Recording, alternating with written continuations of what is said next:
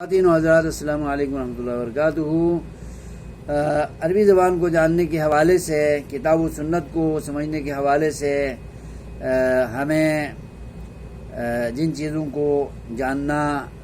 ضروری ہو جاتا ہے ان میں یہ پہلو بھی ہے کہ حقیقت اور مجاز پر دلالت کرنے والے الفاظ کو بھی ہمیں جاننا ہے۔ یا عربی زبان میں حقیقت اور مجاز پر دلالت کرنے والے الفاظ بہت سارے ہیں، اور جس چیز کو اسی چیز کے حوالے سے جانا جاتا ہو اور جس لفظ کو ہم استعمال کریں تو اس کا خاص کوئی مسمى ہو، خاص کوئی ذات اور یعنی چیز ہو جس پر وہ لفظ بولا گیا ہو اور اس سے وہی مراد ہو تو اس کو حقیقت کہتے ہیں۔ جیسے بیت ہے،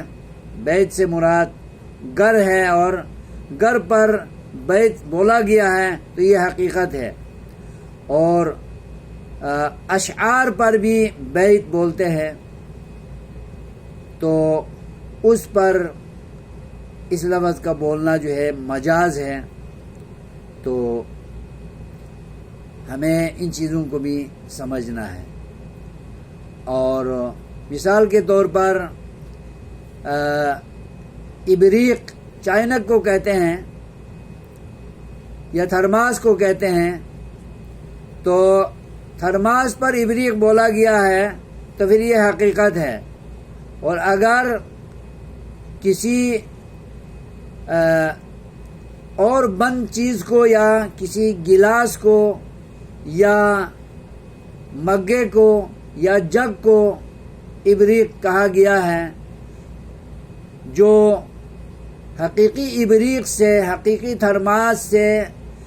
مختلف ہو، لیکن وہ لفظ اس پر بولا گیا ہو تو یہ مجاز ہوتا ہے، یعنی کسی بھی لحاظ سے اس پر یہ لفظ بولا گیا ہے، یعنی چیز کو محفوظ کرنے کے حوالے سے وہ بھی اگرچہ تھرماس نہیں ہے، ابریق نہیں ہے، لیکن اس